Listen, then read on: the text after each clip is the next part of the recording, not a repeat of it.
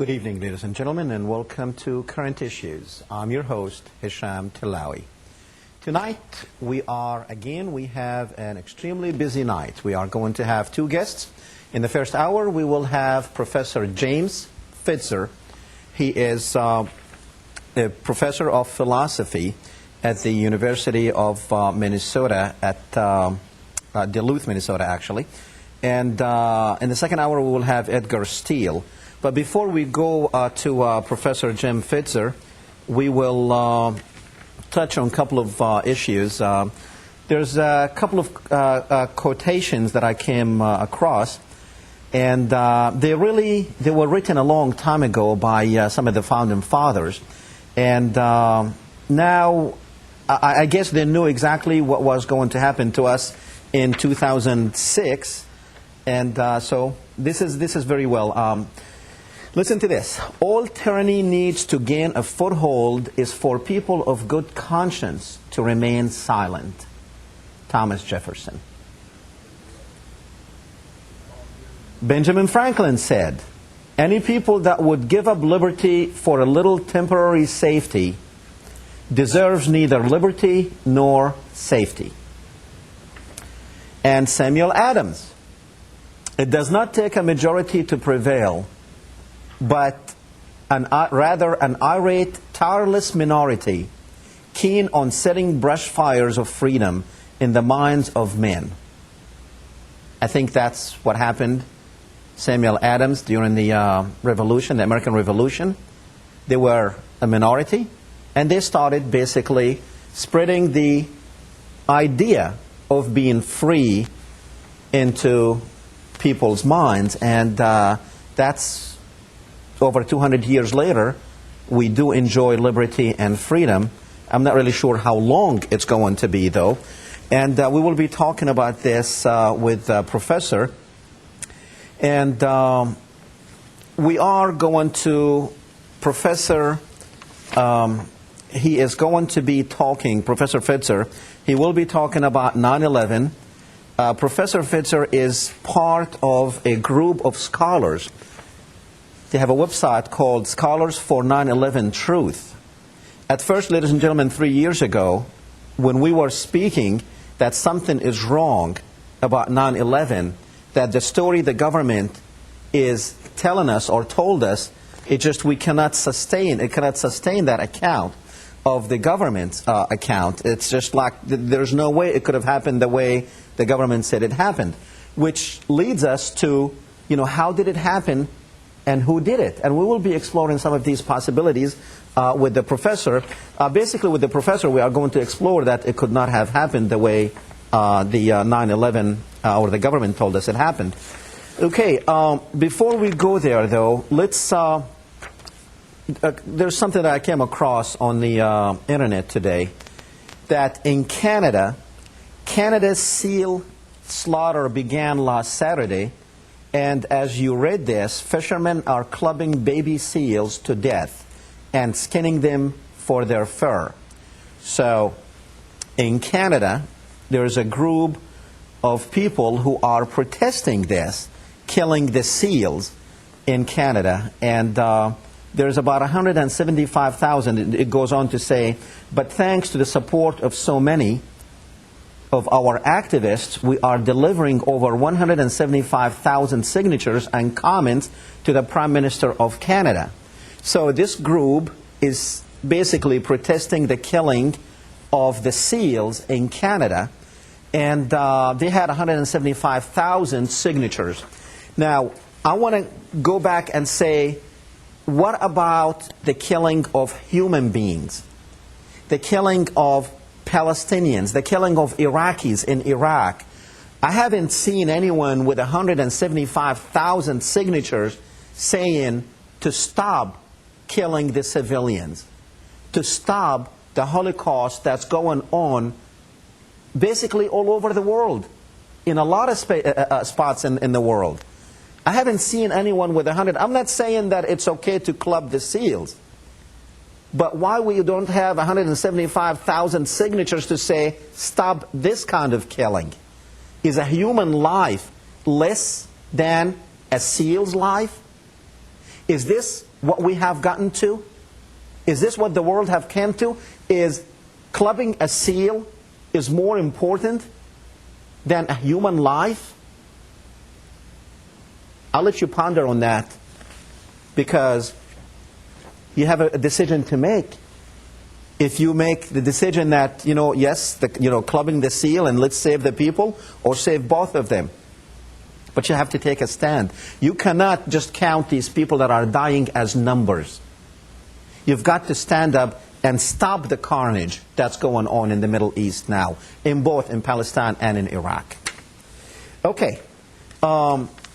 Now, we, again, ladies and gentlemen, when we come back, we will be speaking with Professor Fetzer on the 9/11 and also on this group that they have basically. And by the way, Professor Fetzer is within the same group that Professor Stephen Jones, the BYU physics professor, who basically, one thing that I want to tell you, ladies and gentlemen, that 3 years ago it was only people who were thought to be conspiracy theorists. They were speaking about this. Now you have mainstream professors. Now you have Charlie Sheen. He's doing that. So when we come back, we will be joined with Professor James Fetzer, and we will talk about 9/11. We'll be right back.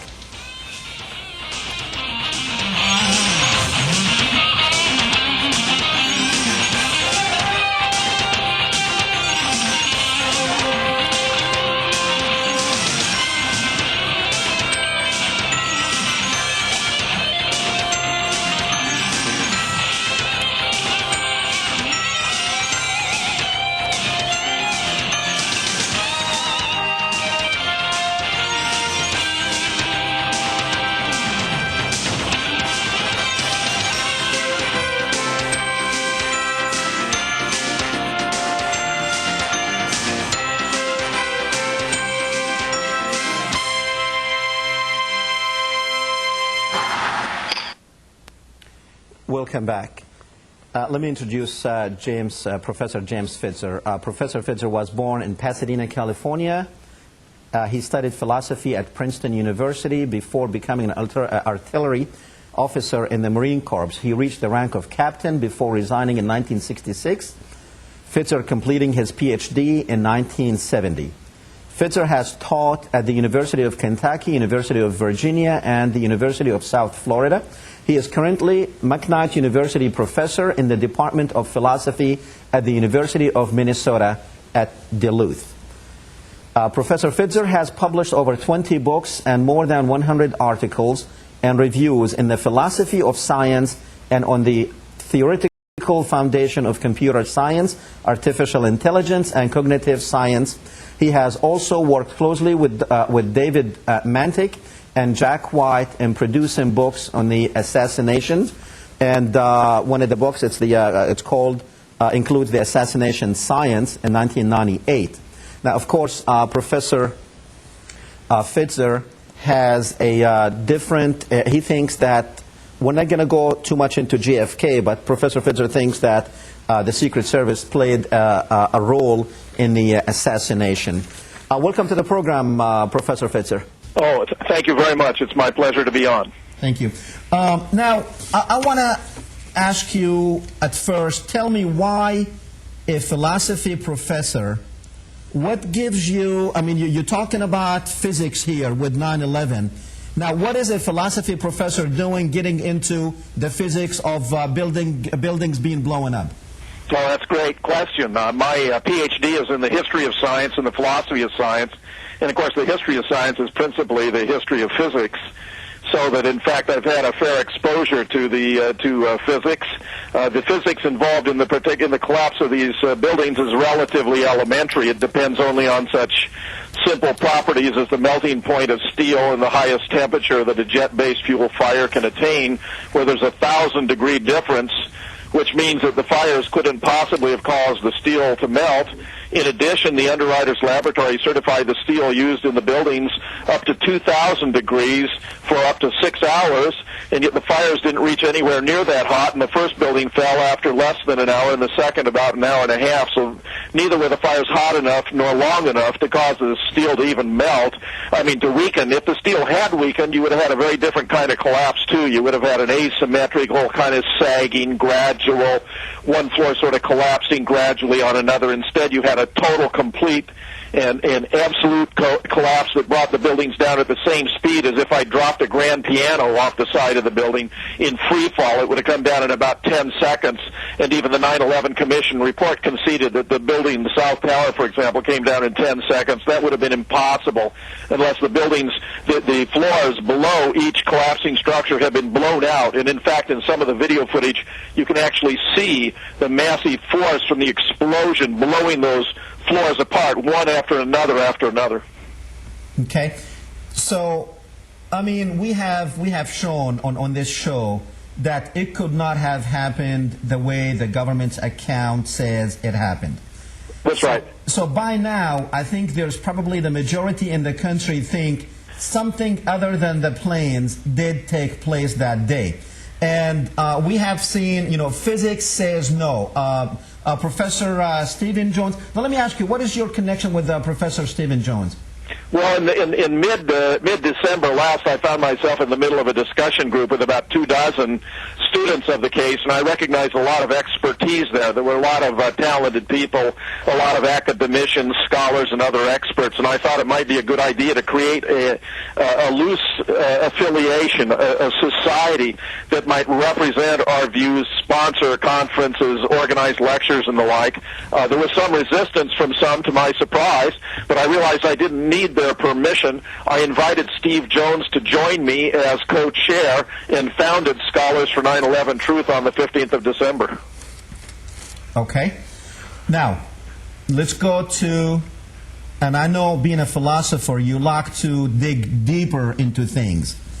Now, let's define, when people say, oh, you're just a conspiracy theorist, or oh, you believe in conspiracy. I know you have written a lot on conspiracy. Can you very quickly define what conspiracy is, and then why is it's not a bad thing to actually believe in conspiracy theories?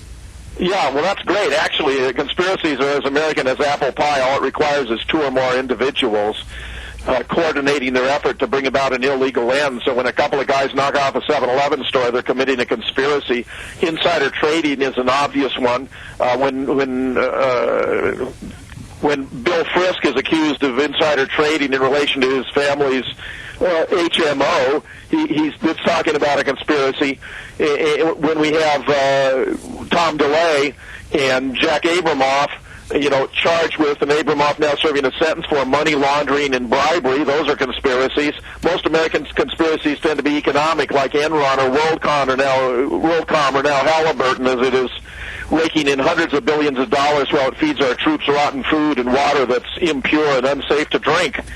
So that the notion of a conspiracy is really a very general notion. What's ingenious is when you tie it together with a word theory, because the word theory is ambiguous. It has a weak sense of theory that just means a guess or a speculation that has possibly no foundation. So that if you tie together the notion of conspiracy with theory in that weak sense, then you get somebody who's just aimlessly speculating with no evidence to support it about something happening involving two or more individuals. On the other hand, if you take theory in the stronger sense of an empirically testable explanatory hypothesis, as in the case of Einstein's theory of relativity, Newton's theory of gravitation, then we're talking about something serious. The work that I've done on JFK, to which you alluded, for example, involved bringing together the best qualified individuals who have ever studied the case in an attempt to take rumor and speculation and politics out and place it on an objective and scientific foundation. So when I became involved, that led to the publication of 3 books of over 500 pages, a 4.5-hour video chairing or co-chairing 4 national conferences, and hundreds of radio presentations, and a handful of television and other documentary productions. When I got involved in 9/11, it was the situation was so much simpler because the evidence had been subjected to so much manipulation. We discovered the X-rays in JFK had been altered, for example, as another brain had been substituted for the brain of JFK. Even the Zapruder film had been recreated. Here, coming into 9/11, the whole situation evidentially was much more clear-cut. So the physics of the building collapse, to which Stephen Jones has devoted a lot of attention, was very straightforward. The situation in Pennsylvania is basically very straightforward. I had persons who heard me talk about JFK call me up and say how the FBI, they told the FBI that there had been an explosion in the air and the FBI refused to write it down. Others who were taken to an area far outside the officially designated crash area told me that sheriffs said they were going to take them out to look for body parts and aircraft debris, but if they told anyone, the sheriffs would deny it. I have a friend who was an inspector general for the Air Force who told me that if the plane had crashed, the way the official account required, that the debris should have been spread over one city block. In fact, it's distributed over 8 square miles, indicating that the plane was shot down in the air. I have another Air Force officer also involved in air crashes who told me that that plane's crash area looked like they'd taken a bulldozer out there, dug a ditch, put some trash in it, and blown it up. It looked completely phony to him. Plus, at the Pentagon, of course, you don't have any of the kinds of debris that you would expect if a large commercial airliner like a Boeing 757 had hit there. Anyone who's actually seen photographs of the impact point knows that the entry hole where whatever hit the building was only about 10 feet high and 16 or 17 feet wide. It's surrounded by unbroken windows. There's fence there that's undamaged. There's some automobiles. But what you don't find is massive aluminum debris from the fuselage. You don't find seats. You don't find bodies. You don't find luggage. I mean, you know, you hear the airlines losing your luggage, but this is ridiculous. No wings. That plane had a 125-foot wingspan. The aircraft weighed 100 tons. The tail stood 44 feet in the air. None of the debris that should be expected was present. In fact, when a fire chief was asked after emerging from, supervising control of the fires by a reporter if he'd seen the plane, he had to sheepishly admit, no, actually, he hadn't seen any remnants of an aircraft. And that's obviously a giveaway. I have had pilots and aeronautical engineers confirm to me that a major aircraft could not fly at high speed, 300 or 400 miles an hour, just above ground level because it requires a cushion of air. If it were so low, the engines might well have plowed up the ground or even the fuselage. But, of course, that grass is perfectly green and smooth and as unblemished as a putting surface. Okay, Professor Fetzer, if you stay with me, we're going to go to the phones. We have a phone call, then we're going to come back and continue with this. Let's go to James, I believe, from California. Go ahead, James. Yeah, hi, who's this? Is Hesham? Yes. Hey, it's me. Hi, Hesham, I was going to call in the second hour. You still have Edgar Steele on, right? In the second hour, now we have Professor Fetzer. Yeah, can I get a call in each hour? Because I'd like to... Sure, go ahead. And I want to address the Israeli situation with him in the second hour. I want to talk about how that Jewish judge, at least by last name, appears to be Jewish. Okay, we'll do that for the second hour, but do you have a question for... yeah, about 9/11. Yes. I don't buy into this conspiracy too much yet. I mean, I haven't seen solid evidence. I mean, I wouldn't rule out that the Mossad was involved, but right now I just think that it was our foreign policy, and the Mossad knew about it. And I can sit on there, no problem. Okay. I'm not quite sure how to respond to that. I mean, the government's... Okay, I think it's clear, but okay, we're going to get into that. But right now, we're not doing politics; we're doing science, and we'll get into. Yeah, no problem. I mean, he's made a point about the World Trade Center not getting hot enough. That's not what I've heard. I mean, the temperature with the jet fuel and the planes crashing into that building, that was enough to melt the steel and weaken the structure to have. Well, are you a physicist? Conspiracy theory basically takes away from what the motivation was for the 9/11 attacks, which was support for Israel. Okay. Thank you, James. Professor, so now we know that it could not have happened the way science says it happened. I mean, it could happen. We know it defies all laws of physics. We know that for a fact.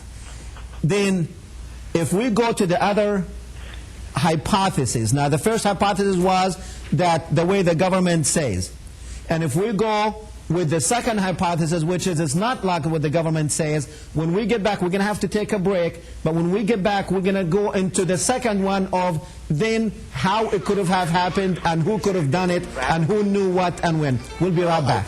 Sure. I think it's really dangerous and really wrong for anybody to say another. And I think the danger is to say it's Christians doing it. It's a particular branch of Christianity is they have numbers. They do. They used to be a minority. Final battle's going to occur. Look at the because that will usher in, prior to that, the rapture and the end of the world and this paradise on earth of the millennium in which the elect will rule. The brain of George Bush. Karl Rove. Yes, Karl Rove. Singing what Onward Christian time that is not told in the Bible. So we can't we very much deny in the Palestinians their history. The only reference we have is the Bible. The Bible, even the Hebrew scriptures, were not written to be history books. They were meant to be a revelation of how God dealt with the people. But the world is taking the history of Israel to be the history that we have. Okay, we'll come back. Professor Fetzer, so if it did not happen the way the government said it happened, how did it happen? Well, the best overall analysis has been provided by a Professor A.K. Dewodney of Western Ontario University, who describes it as Operation Pearl, where he suggests that 4 commercial passenger jets, the ones we know as Flight 11 and 77 and 93 and 175, took off, but shortly after the pilots were ordered to land at a designated airport with a military presence. 2 previously prepared airplanes, one a Boeing 767 painted that looked like a United Airlines jet and loaded with extra fuel. I believe this would have been a military version of a 767 used for air refueling, is taken off and flown by remote control to intercept their paths. That the substituted jets fly toward Manhattan, and one crashes into the North Tower, and 18 minutes later the second crashes into the South Tower. And because they're loaded with extra jet fuel, the fireballs are particularly spectacular. A fighter jet under remote control replaces Flight 77 and crashes into the Pentagon. Meanwhile, the passengers from 3 of the planes are transferred to the 4th, United Airlines 93, which is taken off, flies toward Washington, but over Pennsylvania it's shot down by an Air Force jet pilot, eliminating all the innocent witnesses. And under cover of darkness later in the evening, the other 3 planes are, for example, flown by remote control over the Atlantic, scuttled, and end up at the ocean's floor. Now that seems to me to be a very coherent analysis of what may very well have happened. The covering, the camouflage for it were a set of 5 different terrorist drills that were being coordinated out of the White House in an underground bunker. So, Professor, so who did it? Of course, you know what you're saying. There's no way that 19 Arabs and bin Laden living in a cave in Afghanistan, there's no way he could have coordinated all this. Oh, you're absolutely right. Not only have which means the only one that has the capabilities and the ability to do this is the government, right? Yes. Okay. Now tell me, why would the American government, or like the caller said, the Israeli Mossad was involved in it, why would a government entity, what's the interest there? Why would the American government, I mean, you are a professor at a very reputable university saying this. It's not like somebody off the street saying this. So, I mean, you're putting your name behind this. Why would the government of the United States do this? Well, let me just make a couple of points that reinforce the remarks you've been making. One is the government's own account is a conspiracy theory. So, you know, your caller who said that I'm a conspiracy theorist is ignoring the fact the government's own theory is a conspiracy theory. It happens to be a conspiracy theory that we're able to test and prove to be false, which is only acceptable if you're willing to believe impossible things, because it violates at least a half a dozen laws of physics and structural engineering. Now, we've also conducted tests that indicate that cell phone calls from those planes would have been impossible. So even the cell phone calls appear to have been staged as props, special effects, as though this were a Hollywood production. Plus, we have pilots and aeronautical engineers who have determined that it would have been impossible for these guys at their meager state of training to have flown those aircraft. And, of course, as you may well know, 5, 6, or 7 of them have turned up alive and well and living in Saudi Arabia, which obviously would have been impossible if they'd been killed in the impact of these aircraft. Now, to turn to your question about the motivation, there appear to have been 3 primary reasons. One is ideology, the desire to turn the United States of America into the dominant power in the world, creating an empire greater than that of Rome, which is all outlined in something called Project for the New American Century, which you can find online. If you do a Google search, Project for the New American Century, you'll find a group of about 24 so-called neoconservatives, including people like Dick Cheney, Condoleezza Rice, Donald Rumsfeld, Paul Wolfowitz, even Jeb Bush, the president's brother, were all in favor of a proposal for using American power, now that the United States was the sole remaining superpower, to create bases and to dominate the world in a comprehensive fashion through especially the use of military force, where a keystone of this would be taking a major role in the Middle East.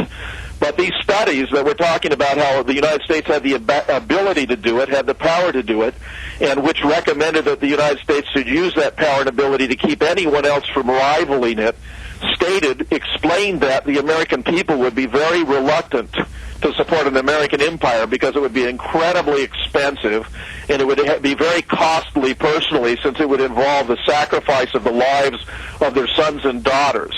So that during the course of their deliberations, they reasoned that this was very unlikely to come to pass unless there was some traumatic incident, some event so powerful that it would coalesce the American people behind such a move. They described it as a new Pearl Harbor. An earlier book by Zbig Brzezinski, who was Jimmy Carter's national security advisor, entitled The Grand Chessboard, published in 1997, sketches the same scenario for world domination by the United States given the collapse of the Soviet Union, and once again emphasizes the point that unless there was some traumatic event, such as a new Pearl Harbor, that the American people would be very unlikely to be willing to make the financial and personal sacrifices required. It appears very clear in retrospect to those of us. Professor, okay, that's fine.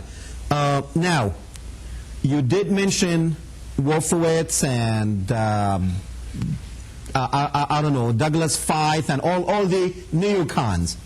Yes. Now, and you did mention the New American Century and the clean break, and everybody, most of our audience, understand what those are.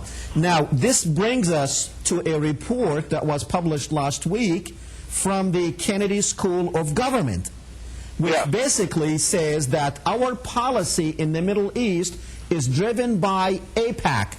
You know, the report, and I'm sure you probably read the report by John Mearsheimer and Stephen Hart, the dean of the Kennedy School of Government. I had an article about it posted on our website, ST911. It's there now. Exactly.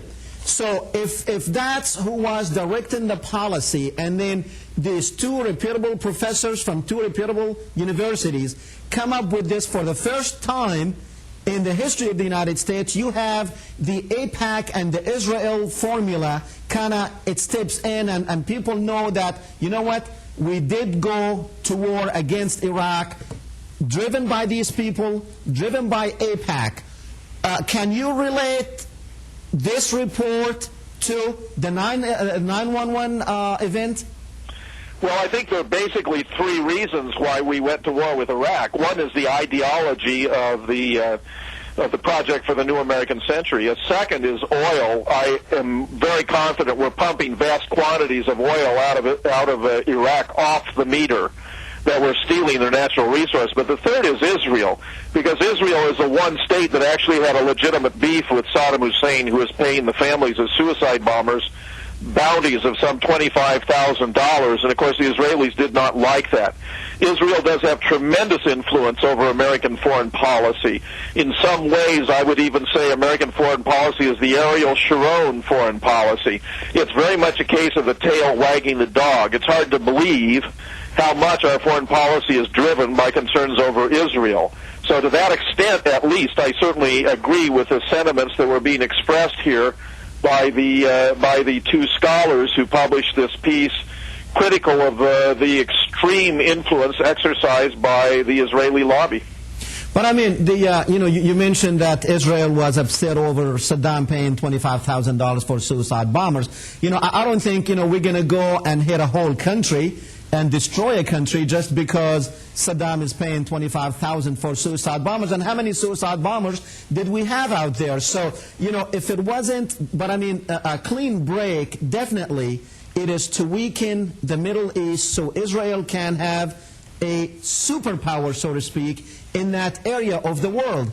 And since most of the neocons who drove the policy, the foreign policy, and they created this 9/11 event, and also the oil, we were not deprived of the Iraqi oil even during when we had embargo and siege around Iraq. We were still getting 15% of our oil from Iraq. So, I mean, the oil thing is probably one, like we say here, it was a lanyard, which is like an extra benefit driven from our actions. But, I mean, a lot of people are saying that we went to Iraq basically to destroy Iraq for Israel. Well, there's something to be said for that. Look at what we did in Afghanistan, however. We had negotiated with the Taliban over the construction of an oil pipeline and told the Taliban that if they agreed to the pipeline, we'd bathe them in gold, and if they didn't, we'd bathe them in bombs. They didn't, and we did. Now today, that oil pipeline is being constructed across the north of Afghanistan. There's a couple of permanent, massive bases there to protect it.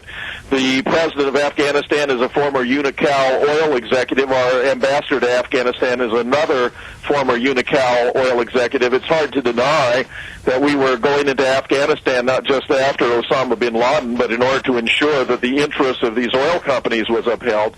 So I also believe that a major reason for going into Iraq had to do with Iraqi oil and appropriating them for the benefit of private usage. One of the decrees made by Paul Bremer when he left Iraq was the privatization of Iraqi oil resources, that it could not remain under control of a national oil ministry, which of course is quite absurd. It's a obvious form of theft.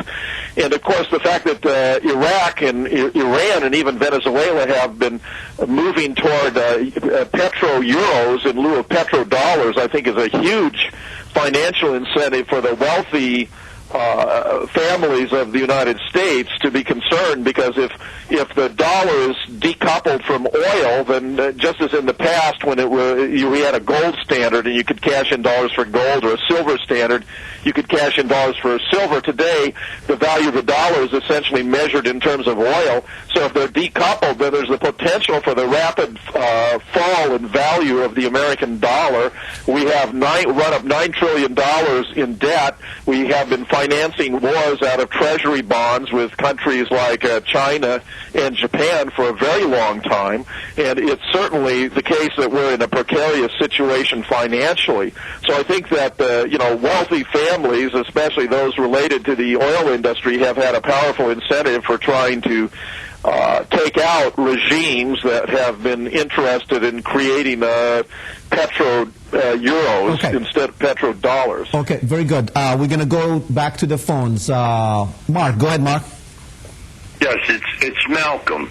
Oh, Malcolm, I'm sorry. Go ahead. That's no problem. I agree with what I've been watching you now for some time. I agree with what you're saying about Israel and all.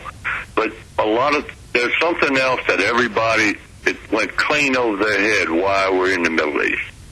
It's called natural gas. America is trying to also capture all the natural gas supplies in the world because they can liquefy and bring it over here now. From the Middle East up to Russia is 65% of all the natural gas resources in the world. Russia is number one. Do you know who is number two with the most natural gas resources in the world? No. Iran. Very so you figure it out. Okay. Pipelines coming in the Middle East. Well, it also turns out that 90% of Iranian oil reserves are in this little sliver of land adjacent to Iraq, so that, I wouldn't be surprised if we had some kind of intervention with Iran where we tried to steal that little sliver of land. I mean, the United States has a history of exploiting and appropriating the natural resources of other countries. Okay.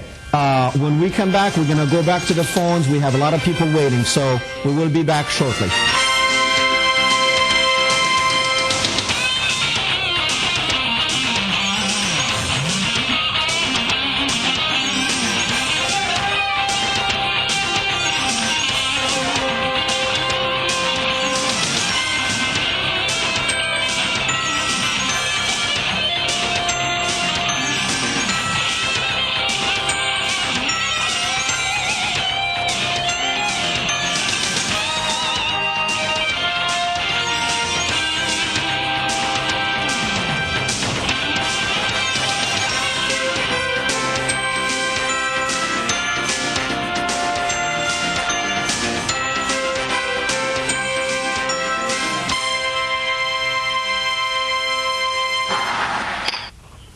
Welcome back, ladies and gentlemen. We are speaking with Professor James Fetzer, and we're going to go back to the phones with Freedom on line 2. Go ahead, Freedom. Yes, Dr. Tillawi, just give me a couple of minutes, because back in the day, back when I was in the military, I was an air policeman. Okay. And we investigated a lot of things that happened on the base, and this is during the Vietnam era, 1965, 66, whatever. I want to ask Dr. Fetzer this. Look, 10 days after the towers came down, George Bush supposedly asked the NSA to do wiretapping on all calls coming into the United States, supposedly. Now, is it possible that the wiretapping started right after the buildings were hit, Dr. Fetzer, because of the fact FEMA was there on September the 9th. They were in New York City September the 9th, before September the 10th. FEMA was there. So, is it possible that the reason why they were wiretapping the people in the country was to make sure that anyone who was involved in the conspiracy would not be able to contact other people and tell them what had happened, and thereby give away the conspiracy? Because, as you also know, there were put options put on United Airlines and American Airlines. You know what I mean? So, yes. Is it possible that the NSA spying was simply done in order to keep the conspirators from contacting one another and or having a change of heart and breaking this whole story? Please explain that to me, and thank you. Well, I am suspicious. I suspect that all phone calls are being surveyed. Admiral Poindexter a while back had this total information awareness program. We have computers now that can perform trillions of operations a second. They have the capacity, the technical capacity, to be listening in to virtually every phone call any American makes, or any use of any computer for that matter, and then do this so-called data mining by using key phrases or expressions to figure out which of those conversations or communications is of special interest. When Scott McClellan, the press secretary, comes out and says if the Democrats want to debate with the president about whether he has the right to listen into Al-Qaeda telephone conversations as commander-in-chief at a time of war, he is artificially narrowing the scope and grossly distorting the issue, because it's got nothing to do with whether or not he's listening in Al-Qaeda conversations. They have no idea what conversations they want to listen into until they've already listened to them. And they're ignoring all the legal safeguards here, including a secret court where they can go 3 days after they've conducted a surveillance and obtained permission from the court. They have been violating that, and members of the court have been speaking out against it. It appears this entire program is completely lawless and unconstitutional, as are so many other actions by this administration, including, of course, the very wars we've been discussing in Afghanistan and Iraq, which were conducted in violation of international law, the United Nations Charter, and even the United States Constitution. Okay. Let's go back to the phones with Rick. Go ahead, Rick. How you doing, Doctor? I'm fine, thank you. It's funny that we haven't heard Larry Silverstein's name mentioned. I mean, he's on tape for having Building 7 pulled. I mean, has anybody even bothered to investigate this man? I talk about it all the time. We just haven't got around to Building 7.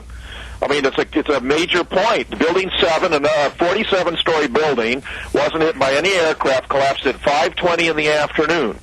We know from this recorded conversation where Larry Silverstein, who had leased the World Trade Center and had insured it for $3.5 billion against terrorist attacks, had a conversation with somebody he described hesitatingly as a fire commander, and I think he had known him under another designation, and hence the hesitation, that there had been so much death and destruction that perhaps the best thing to do would be to pole the building. He said they made the decision to pole, and they watched the building come down. Now, that building's collapse is a perfect illustration of a controlled demolition. There's a slight collapse toward the center. It comes down perfectly symmetrically. That building, 47 stories, at free fall would have been 6 seconds. It came down 6.6. I think that's because that building was extremely well constructed. It was built over a massive electrical generator giving power to all lower Manhattan. So they went to great pains to build that building, especially firmly, very solid structure. It was brought down by a different use of controlled demolition than the towers. The towers, you can actually see them exploding from the top, which is, of course, inexplicable on the official government's account. I mean, those buildings were designed to withstand the impact of aircraft.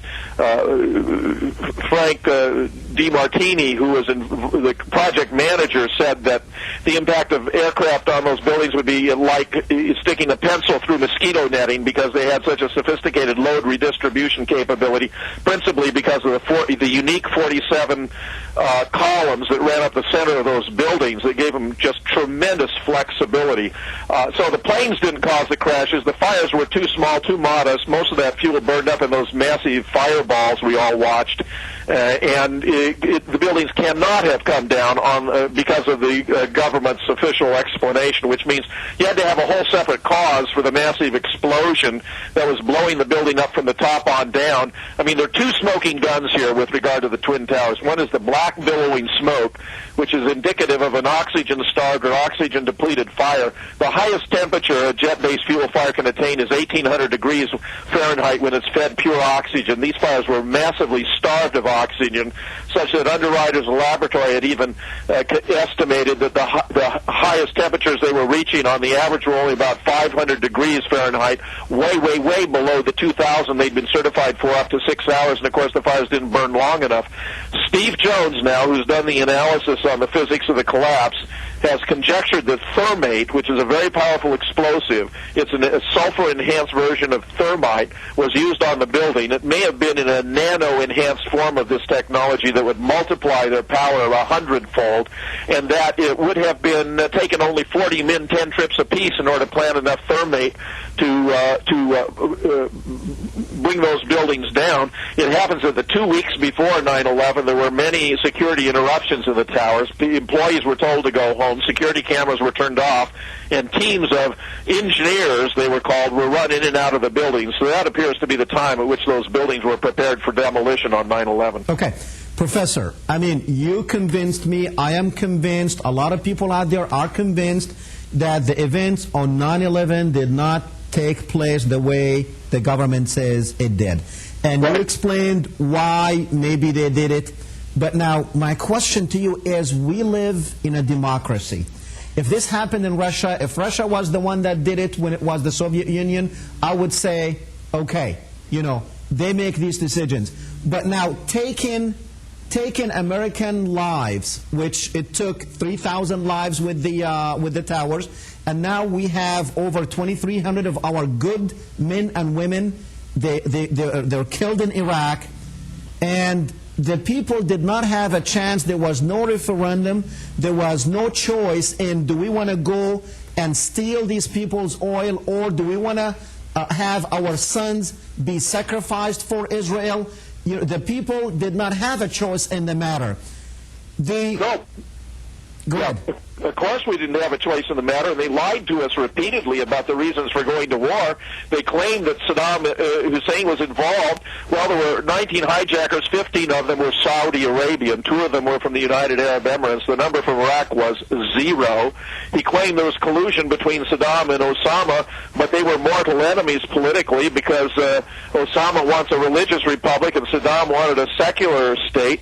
The Iraq hadn't been involved in acts of terrorism for at least 10 years. The whole thing was... My question to you was, why did the media play the government's role and the government's ministry of propaganda to feed this garbage to American people? Why did the media do that? And why we're not seeing people saying, I am very angry of why the government did it? Tell me why the people are not rising up, and why did the media played an accomplice with the government?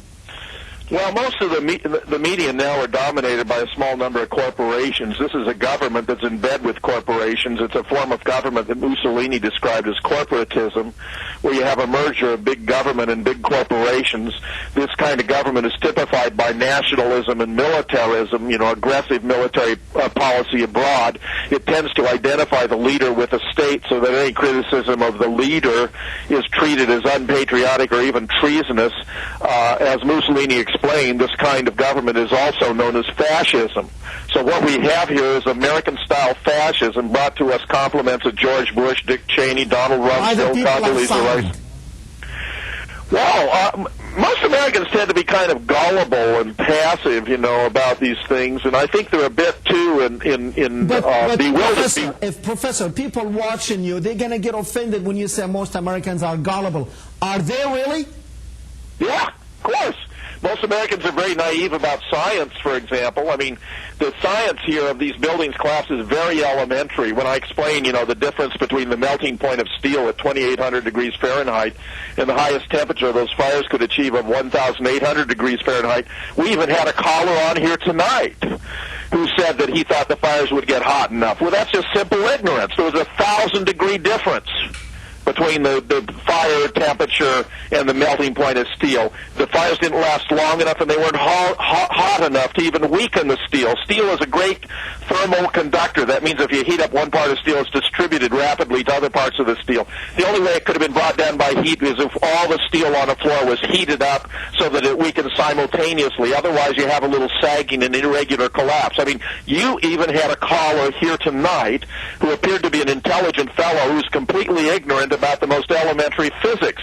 Now, when you have these news channels and major media really in collusion with the government, whether it's voluntary or involuntary, they're dependent on the government for their news sources, and they tend to be very cooperative, and if the corporations are benefiting from the policies of the administration, they tend to play along, so that no one has had the courage to face up to the truth about 9/11, and I blame most severely the New York Times. I mean, here you have a newspaper only blocks away where these disasters took place.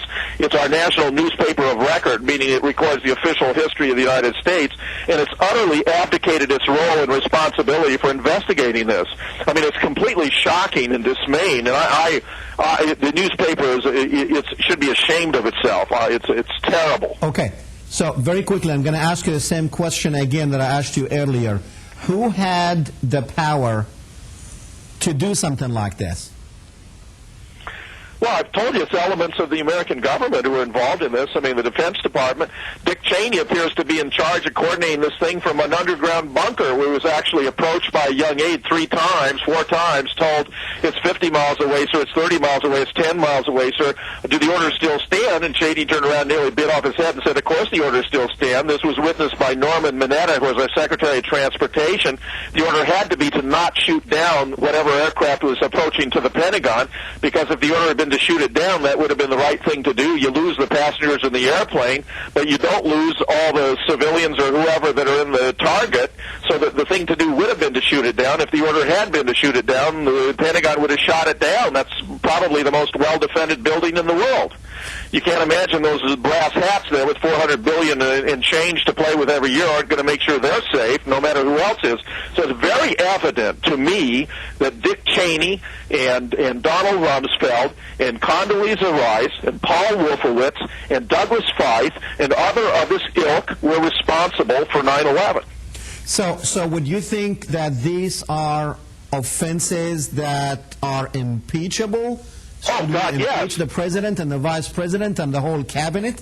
Of course, absolutely, if we only had a responsible government. The problem is the whole Congress is corrupt. The Democrats are a bunch of... If it's an impeachable offense, is it more than an impeachable offense where these people need to be in jail for this offense? Oh, absolutely. absolutely. They should be given a trial, due process, and taken out and shot. I mean, if there were any justice in the world, because I'm quite sure we can prove that they have committed these offenses. The problem is we have one-party rule. We have a Congress dominated by the Republican Party, and key players in the Republican Party aren't even willing to consider that they've committed treasonous acts. They have betrayed the nation. These are traitors to the nation. Okay, Professor Fetzer, I mean, you are still a professor at a reputable university, like I said. And coming up with a statement like that, I mean, people are going to think, what is this lunatic saying? Well, it's unfortunate that I've taught for 30 years logic, critical thinking, and scientific reasoning. I've published 27 books. I've founded international journals. I have staked my whole reputation on my research. I've done 15 years of research on the death of John F. Kennedy. I've done all this research now on 9/11 in founding this society intended to bring experts and scholars together to do the research. We have done our research, and what I am saying is based upon what we have established on objective and scientific grounds. And the fact that somebody who seems to be naive about the laws of physics and doesn't even know the melting point of steel in relation to the highest temperature that jet fuel fires can attain is incidental. That's just one illustration of how gullible some people can be and how scientifically naive. And frankly, it's very scary to imagine that your government might be betraying you. I compare it with a mother discovering that her daughter is being molested by her father. It's so traumatizing that many women deny it's even going on because it's so threatening to their sense of self and their security. Psychologists describe a phenomenon like this as cognitive dissonance when you encounter evidence that contradicts deeply held beliefs. I think the American people are partially paralyzed at the thought that the government should be using acts of violence and the threats of acts of violence to instill fear into the American people in order to manipulate them for political purposes, which, if you check it, happens to be the definition of terrorism. So what we actually have going on here, based upon our scientific findings, is that the American government is practicing terrorism on the American people. So I mean, if this is what you're saying, then we don't have, I mean, in a democracy, people are supposed to be able to take care of things, and their representatives are supposed to be taking care of things. Now, why our representatives are not able to impeach these people? And so if that's the case and that's the situation that we find ourselves in, then we have a fascist government. That's right. That's absolutely right. We have a fascist government. We got a Democratic Party made up of a bunch of spineless wimps. We got a Republican Party that is just rubber stamping everything the administration does, no matter how illegal or unconstitutional it might be. We have this is really a maverick branch. These aren't really Republicans. I mean, traditional Republicans have stood for balanced budgets, constitutional government, a non-interventionist foreign policy, keeping the government out of our personal lives and states' rights. This administration violates every one of those 5 principles for which the Republican Party has traditionally stood. Therefore, I don't understand where are the Republicans a principle, because this administration is violating all of those principles. We got $9 trillion in debt. We are gutting the Constitution with the Patriot Act and these surveillances and attempts to suppress free speech.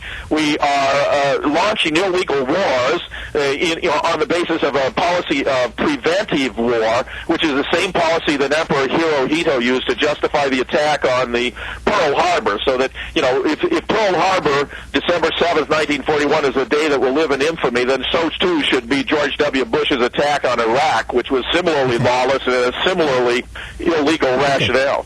Professor, one last question. We only have 1 minute left. Do you think the reason that the Democratic Party, as spineless as you said it, and the rubber stamps were the Republicans in Congress, do you think the Israel factor is the main factor that is keeping our Congress people, our senators, our representatives from taking the appropriate action? I don't know about that. I do, of course, agree that Israel exerts a disproportionate influence on our foreign policy. I don't know Certainly Israel, Netanyahu said when he first learned about 9/11 that it was going to be a great boon, it was going to benefit Israel. I think it has benefited Israel. His claim would be that now Americans would know what it was like to suffer from a terrorist attack. But, I gather Israel is benefiting from our appearance in the Middle East, but by God, in my opinion, the American people certainly aren't benefiting. What you've got is that a government is in the control of the powerful interests of these oil companies, and they have basically turned over the foreign policy of the United States to a conglomerate of Enron and Exxon and Ucal. Professor, I only have time to say thank you, sir, for being on the program tonight, and hopefully we'll have you here back soon. My pleasure. Everyone, we will be back in 5 minutes. Good night. Thank you. Thank you.